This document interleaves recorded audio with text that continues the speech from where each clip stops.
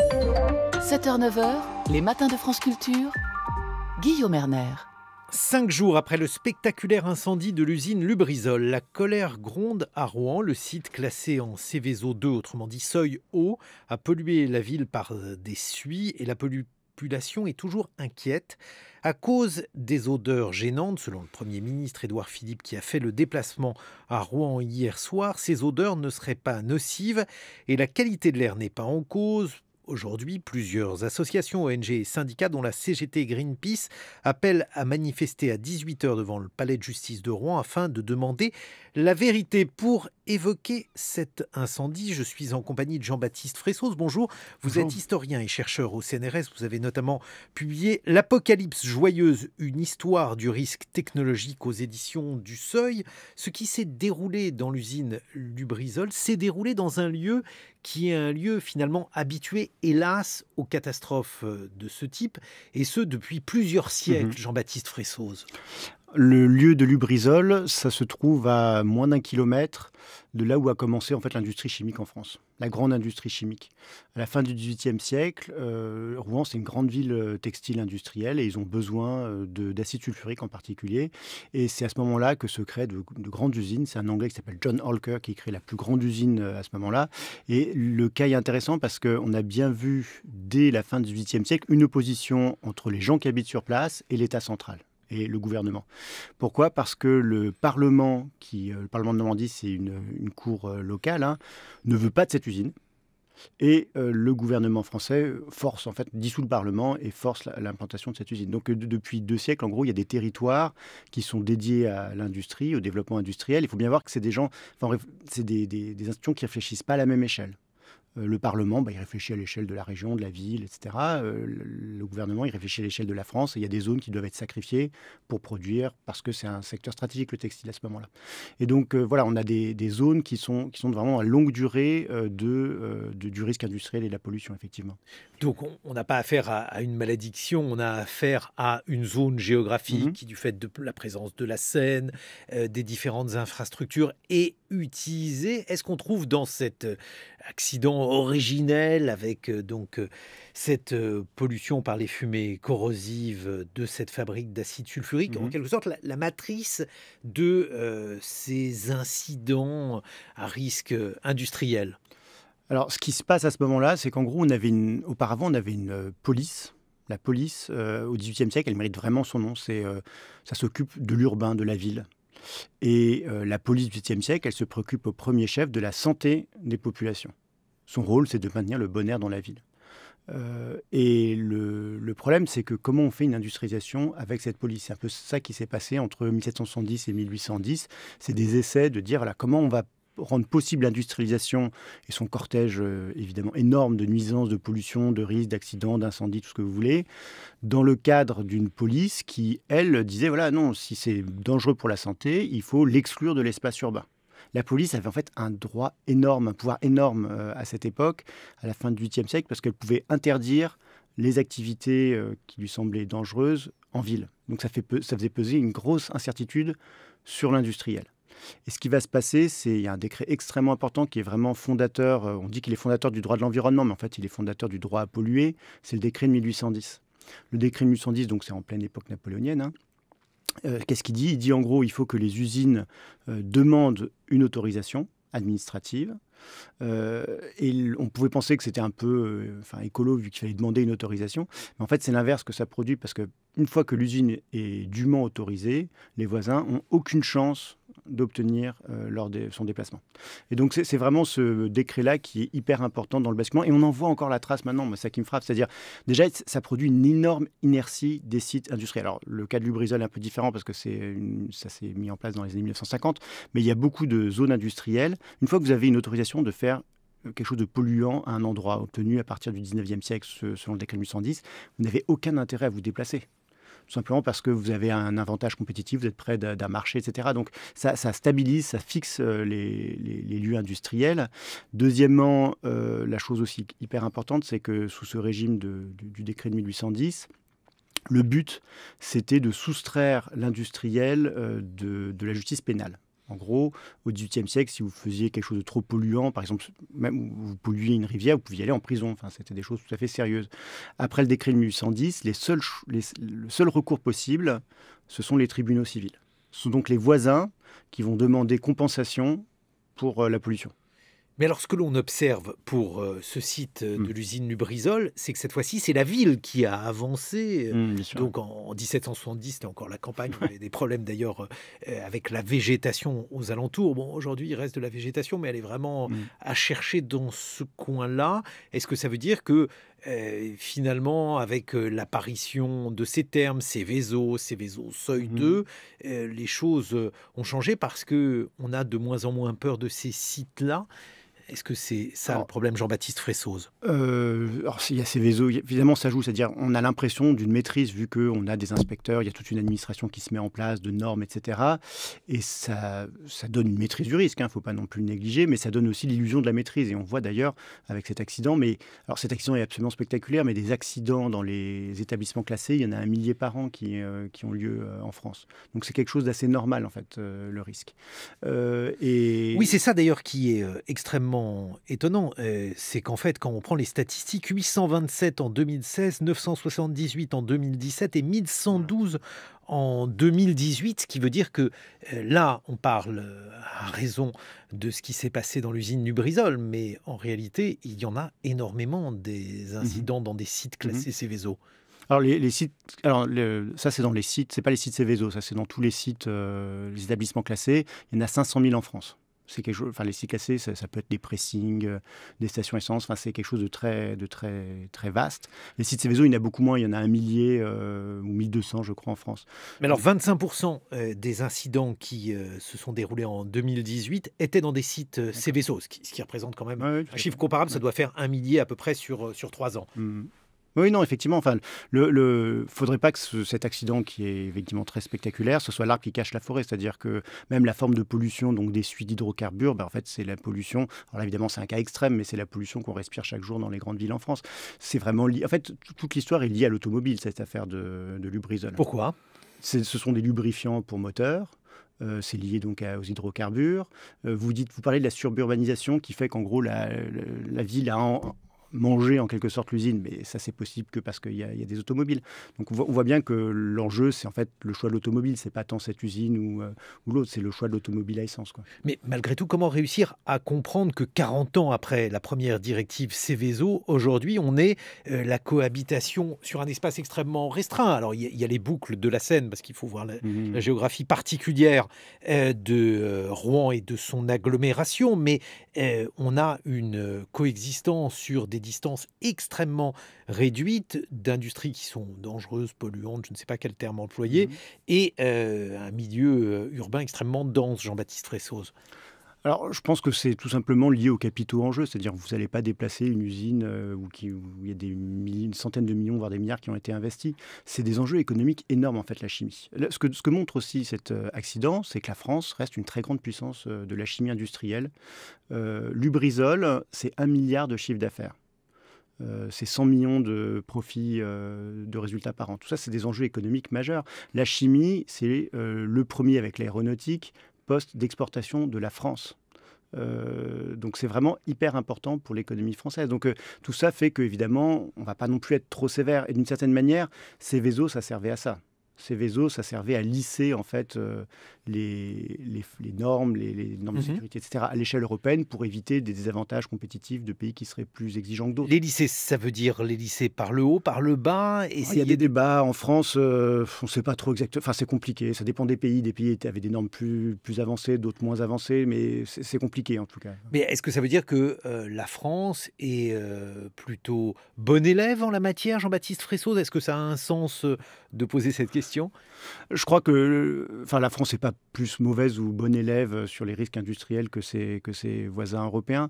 Ce qui est intéressant, c'est de voir aussi que, alors, il y a les normes. Ça peut sembler la chose essentielle, mais ce qui est important, en fait, c'est l'application de ces normes.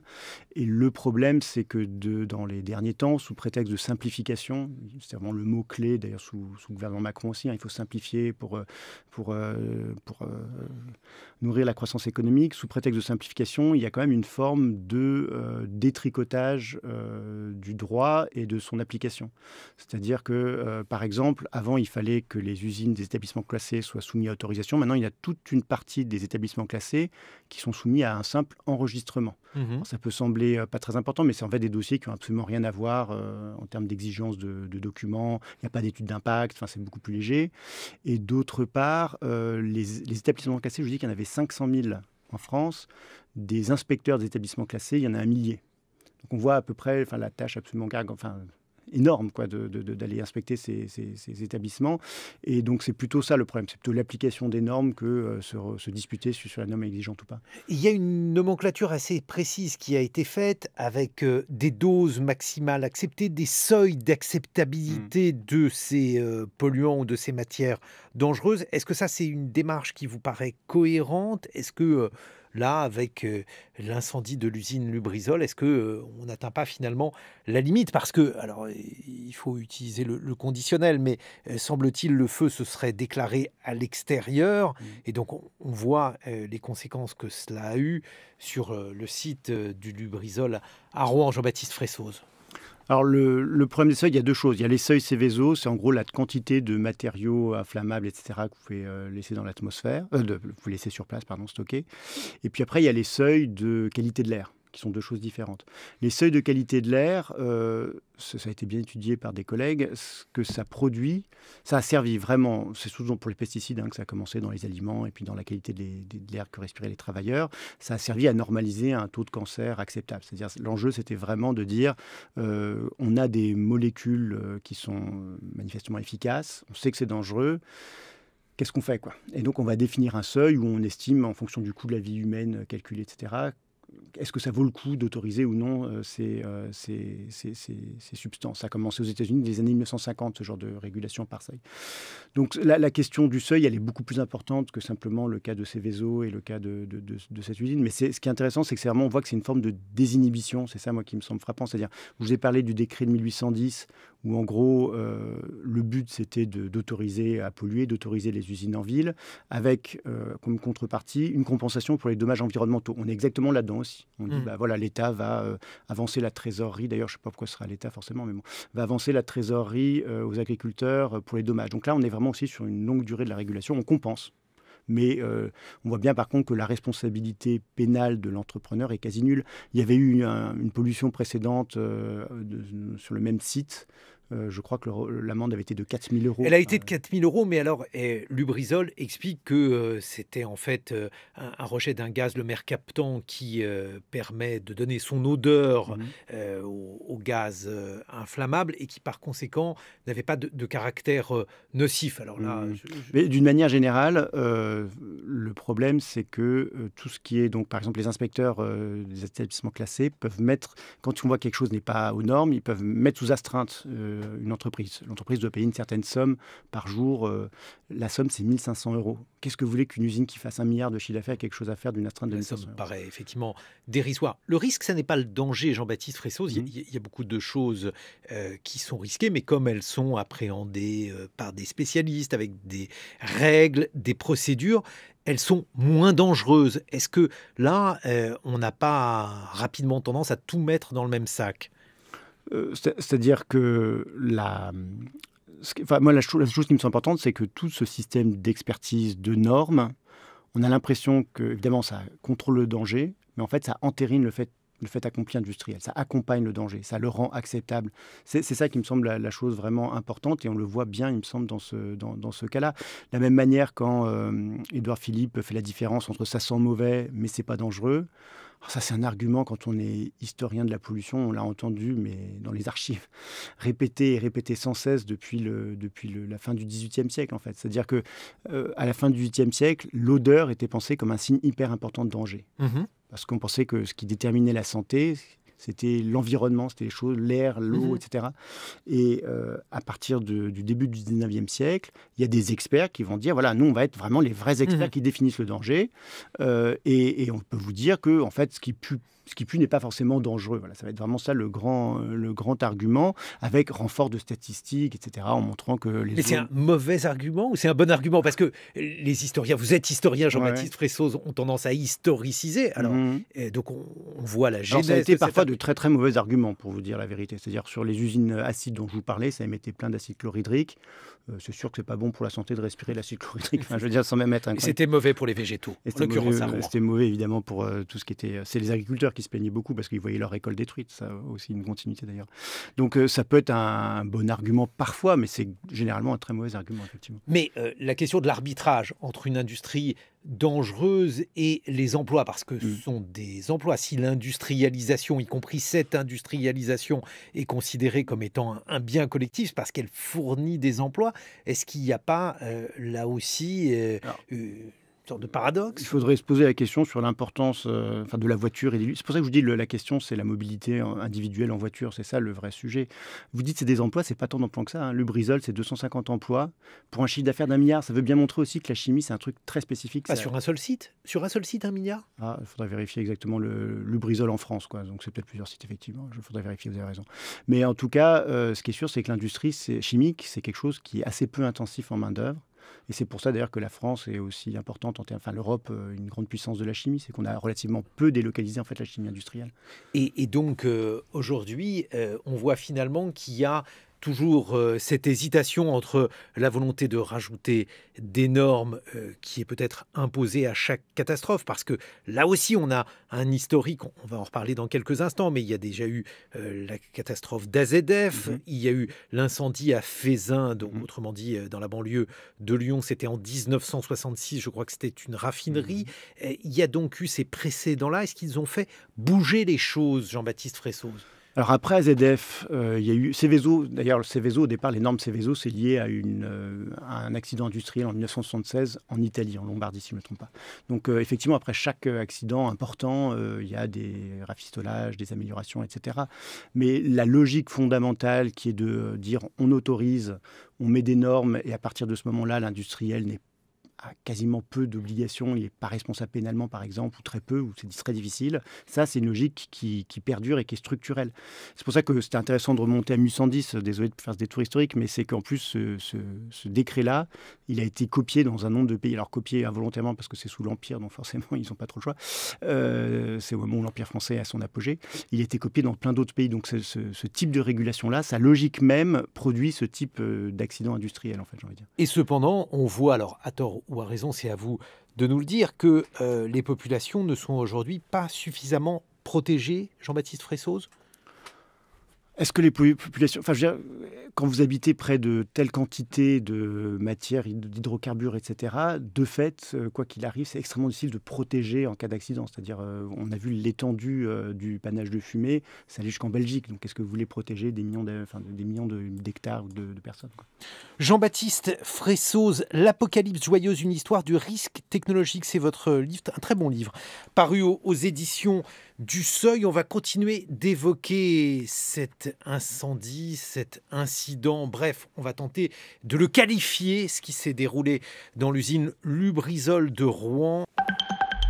Les matins de France Culture, 7h-9h. Guillaume Erner. 8h22, tandis que l'on s'interroge sur ce qui s'est réellement passé sur ce site de Lubrizol à Rouen. Les Rouennais, et pas seulement eux d'ailleurs, veulent la vérité. On en parle avec Renaud Bécaud. Bonjour. Bonjour. Vous êtes docteur en histoire de l'environnement, membre du RUCH, le réseau universitaire de chercheurs en histoire environnementale, et vous êtes en duplex au bureau de Radio France à Lyon. Et puis à côté de moi, Myriam Merad. Bonjour. Myriam Merad, pardon. Vous êtes directrice de recherche au CNRS, à l'UMR Lansade, le laboratoire d'analyse et de modélisation des systèmes de décision, et ancienne chercheuse à l'INERIS, l'Institut national de l'environnement industriel et des risques. J'ai envie de vous poser une question simple mais terriblement compliquée. Est-ce risqué? Y a-t-il eu véritablement mise en danger des populations à Rouen, Myriam Merad? Alors, Je ne pourrais pas répondre directement à votre question, mais parce qu'il faut attendre les conclusions d'une enquête qui se fait après accident. Ce que je peux vous dire, c'est que le site Lubrizol est un site Seveso seuil haut, que depuis la loi risque 2003 et depuis l'accident d'AZF, il y a eu de considérables avancées qui se sont faites dans le cadre réglementaire et notamment pour les sites à haut risque, au-delà des autres sites qui existent. Il y en a en France des sites Seveso, plus de 1400.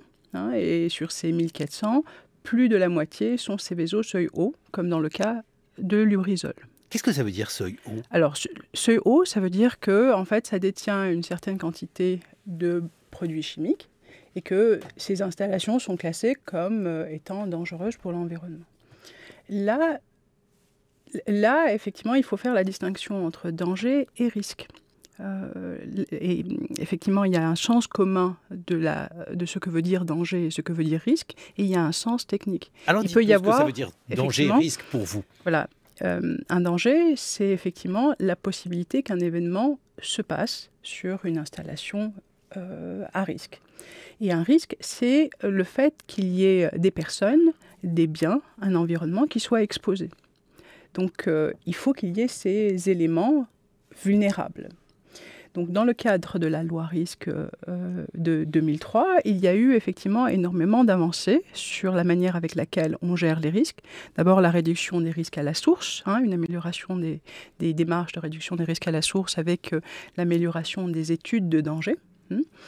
Les études de danger, en fait, c'est un certain nombre de scénarios d'accidents qui sont analysés et en fait qui sont qualifiés suivant leur potentialité d'occurrence. Et l'ampleur de leurs conséquences. Est-ce que ça veut dire, Myriam Merad, qu'il y a eu, par exemple, sur ce site Lubrizol à Rouen, différents scénarios, on s'est dit, voilà, s'il y a un incendie, qu'est-ce qui se passe ? Alors, effectivement, ce qui se fait pour tout site industriel, c'est qu'il y a, et notamment pour les sites Seveso seuil haut, il y a énormément de dispositifs pour gérer les risques au sein du site industriel, mais sur le territoire. Donc, il y a une étude de danger, effectivement, avec ce processus participatif et le fait d'identifier les scénarios à risque, dont l'effet toxique, surpression, thermique. Mais il y a aussi un autre dispositif qui est la maîtrise de l'urbanisation autour des sites à risque et le renforcement de ceux qui existent déjà, ce qu'on appelle les plans de prévention des risques technologiques. Alors, on va prendre les deux termes. Le premier, les scénarios, ces scénarios à risque, qui les contrôle ? Alors, effectivement, il y a une inspection des installations classées. Depuis l'accident d'AZF, il y a eu un doublement de nombre d'inspecteurs d'installations classées. Donc, on dit qu'il y en a très peu par rapport au nombre d'installations dangereuses en France. Alors, en équivalent temps plein, il y en a autour de 1400 en équivalent temps plein. Donc, il y en a. Certes, les dotations pourraient encore être supérieures, mais en tout cas, l'État a fait un effort significatif pour doter en inspecteurs des installations classées. Et le second volet sur l'urbanisation, ce que l'on ne comprend pas avec ce site de Lubrizol, on le comprend intellectuellement, mais moralement, on se dit que c'est compliqué d'avoir laissé faire cela. Les maisons sont extrêmement proches du site. Était-ce bien raisonnable, Myriam Merad ? Alors, il faut savoir deux choses. C'est que, en fait, dans le passé, vous avez dû le voir avec l'intervenant précédent, avec c'est Jean-Baptiste Fressos, effectivement, les sites industriels étaient excentrés de la ville. Et puis, au fur et à mesure, vous avez eu une urbanisation galopante qui faisait qu'en fait, il y a eu un rapprochement entre un site industriel et une ville. Maintenant, l'État, c'est-à-dire les services de l'État, veillent en concertation à effectivement gérer ce passif. C'est pour ça qu'effectivement, il y a ces mécanismes de plan de prévention des risques technologiques. À quoi ça correspond ? C'est qu'on imagine des scénarios qui sortent des limites des sites, des scénarios d'accident, et effectivement, on met un certain nombre de dispositifs constructifs qui vont viser à renforcer le bâti ou renforcer la protection des populations. Alors, on dit par exemple que Seveso seuil haut, c'est mieux que Seveso seuil normal parce que un industriel qui est classé de cette manière-là a par exemple l'obligation d'avoir des pompiers sur place. Alors, Seveso seuil haut et Seveso seuil bas, il y a toute une nomenclature des installations classées qui fait qu'en fonction de votre niveau de dangerosité, vous avez des dispositifs réglementaires qui s'imposent à vous et qui vont combler la politique de gestion des risques à la fois à l'interne du site industriel et à l'extérieur. Par exemple, en plus de la maîtrise de l'urbanisation pour les Seveso seuil haut, vous avez des dispositifs de concertation qui sont les comités locaux d'information et de concertation, qui sont composés de plusieurs collèges d'acteurs, dont les riverains, dont les services de l'État.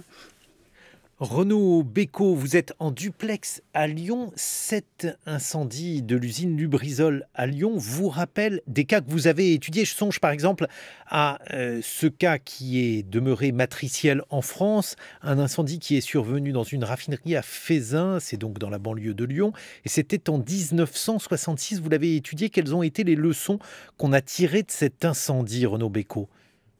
Oui, alors déjà sur l'histoire des risques industriels, et en particulier dans la région de Rouen, avant de revenir à Feyzin, il y a un point à mentionner, c'est que la région de Rouen, historiquement, a été une région dans laquelle il y a eu un développement très précoce de l'industrie chimique. Avant même la période de la Révolution française, dans les années 1770, il y a eu des installations chimiques à Rouen qui étaient des installations d'acide sulfurique qui étaient très précoces pour l'époque. Et donc Rouen est aussi un des lieux où s'est inventée la réglementation de la gestion des pollutions industrielles en France. Alors pour ce qui concerne Feyzin, effectivement cet accident il survient en 1966, au début de l'année 1966, dans une raffinerie qui a ouvert ses portes 2 années avant, dans un contexte très particulier de transition énergétique de la société française. On est dans les années où le pétrole devient la source d'énergie la plus consommée en France, dans des années aussi où le pétrole algérien commence à être raffiné en France, et c'est pour cette raison-là que la raffinerie de Feyzin avait été ouverte à ce moment-là. Donc l'accident dans une raffinerie qui est présentée à l'époque comme extrêmement moderne va marquer l'opinion, va marquer les médias. Il y a une médiatisation très importante de cet accident et ça va entraîner effectivement dans la foulée l'invention d'une politique qui va être dite de l'environnement industriel. Alors cette politique de l'environnement industriel, elle va désigner l'ensemble des mesures de gestion technique finalement qui permettent de réduire les pollutions ou les risques ou qui visent à réduire les pollutions ou les risques, mais qui ne prennent pas en compte les dimensions de santé des populations. Il y a une disjonction très nette qui se fait entre cette politique de l'environnement industriel et les politiques de santé ou les politiques du travail. Disjonction, ça veut dire quoi? Ça veut dire qu'on se désintéresse de la santé des populations qui sont autour de ces sites industriels, Renaud Bécaud? Ça veut dire qu'on considère que ce n'est pas la prérogative du ministère de l'Industrie, puisque le service de l'environnement industriel se met en place d'abord à l'intérieur du ministère de l'Industrie à la toute fin des années 60. Et les fonctionnaires du ministère de l'Industrie considèrent à ce moment-là que la santé relève du ministère de la Santé et que ce qui se passe à l'intérieur de l'entreprise, à l'échelle du travail, à l'échelle des ateliers, relève du ministère du Travail et non pas de leurs prérogatives. Ce service de l'environnement industriel, il sera par la suite rattaché au ministère de l'Environnement au début des années 70 et c'est lui qui va réviser les législations sur les établissements classés, sachant que le premier décret sur les établissements classés, Jean-Baptiste Fressoz l'a évoqué, date de 1810, qu'il avait été révisé ensuite en 1917 et qu'il sera de nouveau révisé en 1976 puis en 2003. Myriam Merad, vous qui êtes directrice de recherche au CNRS et ancienne chercheuse à l'Institut national de l'environnement industriel. Oui, en fait, Monsieur Bécaud, vous avez pointé effectivement cette disjonction entre la partie environnementale et santé. Et effectivement, dans plusieurs crises post-accident, cette disjonction entre ces deux parties, environnement et santé, va se poser. Et effectivement, elle est l'héritage d'un historique des séparations de corps de l'État qui, en fait, dans le domaine des risques industriels, va être très focalisé sur la partie environnementale. Il se trouve que sur un problème corollaire qui était un problème de qualité de l'air et du suivi en fait, d'un certain nombre de controverses autour de ces thématiques, nous avons constaté que la grande partie des éléments qui étaient remontés comme un manque de confiance envers les services de l'État étaient en fait issus d'une espèce de segmentation des prérogatives de l'État entre santé et environnement. Qui ne veut pas dire que la partie santé n'est pas couverte, c'est que effectivement, comme il s'agit de deux corps différents, il y a une difficulté de lecture de l'extérieur d'une politique unifiée de gestion des risques. Et puis, il y a eu une autre modification avec des conséquences sur la santé, alors cette fois-ci la santé du personnel, c'est la disparition du CHSCT, qui est donc l'organe de sécurité qui existait préalablement dans les entreprises. Il a disparu, pas seulement dans l'usine Lubrizol, mais il a été supprimé à la faveur des réformes du droit du travail. Et du coup, plus rien ne l'a remplacé, Myriam Merad? Alors en fait, effectivement, il faut dézoomer du cas de Lubrizol et savoir qu'en fait, il y a eu beaucoup d'évolutions à la fois dans le code du travail, du code de l'environnement et du code de la santé publique. Et en fait, effectivement, le CHSCT était une émanation du CE.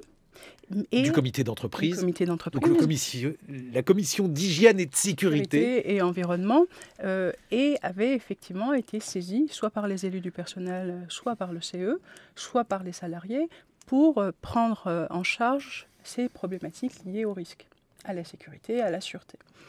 Mais effectivement, avec la réforme du droit du travail, le CHSCT redevient une commission du CE, qui fait que il peut y avoir l'impression d'une perte de mise en perspective des problématiques risques et sécurité au sein des entreprises. Mais c'est une tendance générale.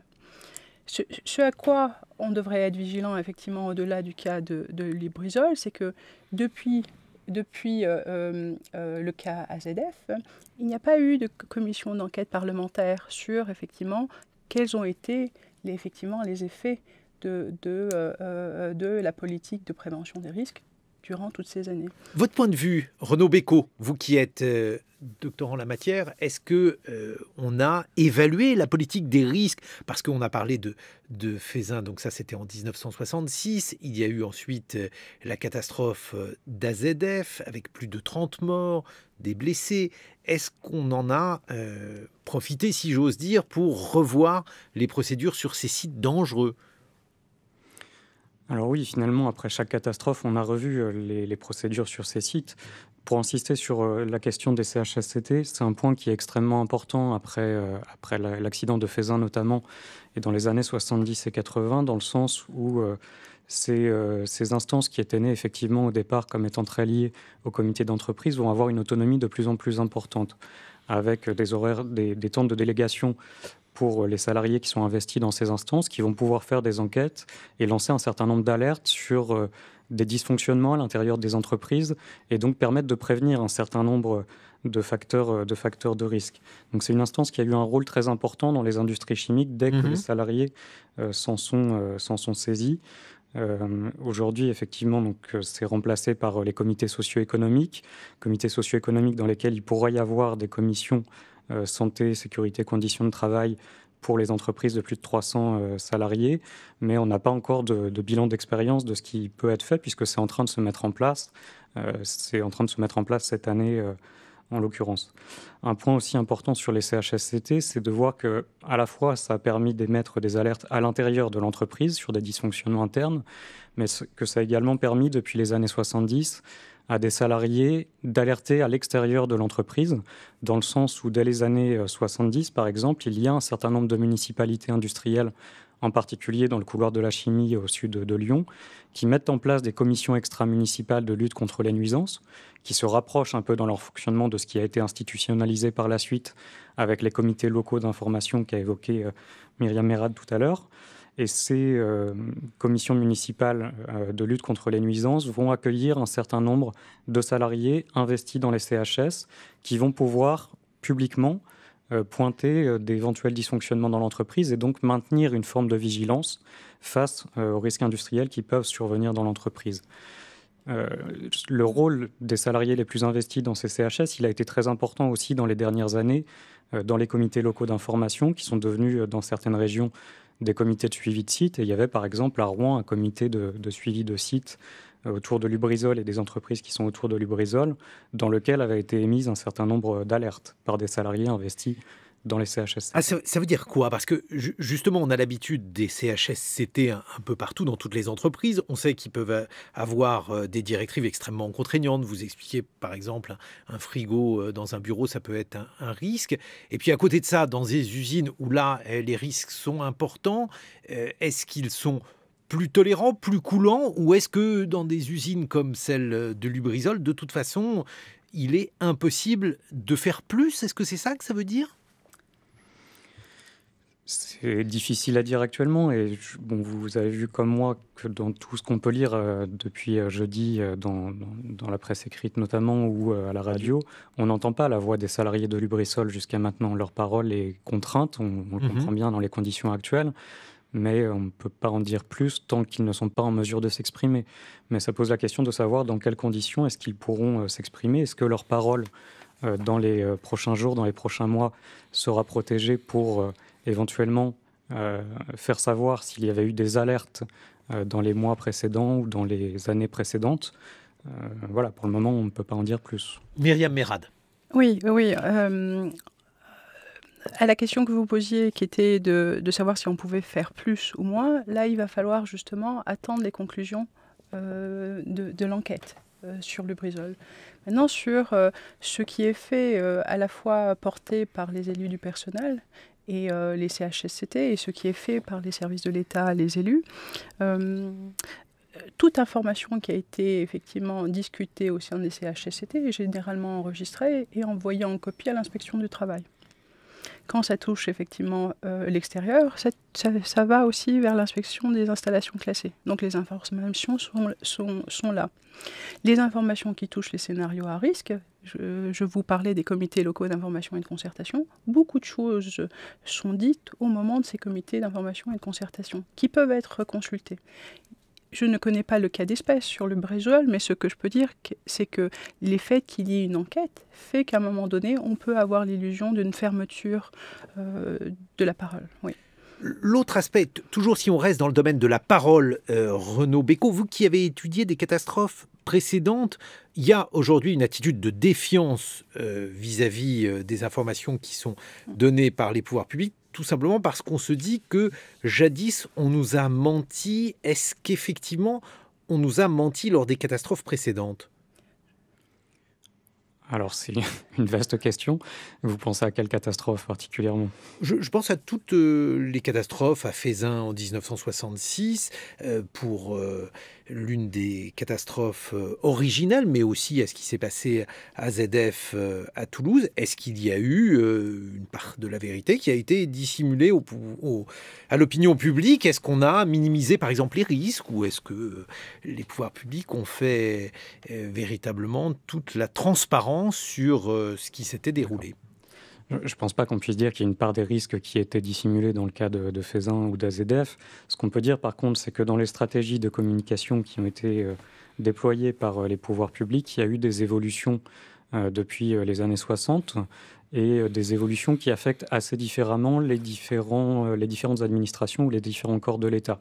En 1966, après Feyzin, il y a un rapport qui est fait, un rapport d'enquête sur la façon dont les pouvoirs publics ont géré la communication après cette catastrophe. Ce rapport, il est réalisé principalement par des psychologues et des sociologues qui sont liés à la gestion des crises militaires. Et donc leur objectif principalement, c'est d'évaluer les comportements, les mouvements de panique qu'il y a pu y avoir au moment de Feyzin, de l'explosion de Feyzin, pour essayer par la suite de prévenir ces mouvements de panique. Donc là, on est vraiment dans une gestion des réactions humaines, des réactions des sociétés, et assez peu sur la dimension sanitaire ou environnementale dans ces années-là. Ça va changer à la fin des années 70, puisque le service de l'environnement industriel que j'évoquais tout à l'heure, qui est rattaché au fil des années 70 au ministère de l'Environnement, va faire un certain nombre de commandes de rapports, notamment à des sociologues et à des ingénieurs dans le domaine à la fois des risques techniques et des enjeux de santé publique, pour évaluer la façon dont ont été gérées une série de catastrophes tout au long des années 70.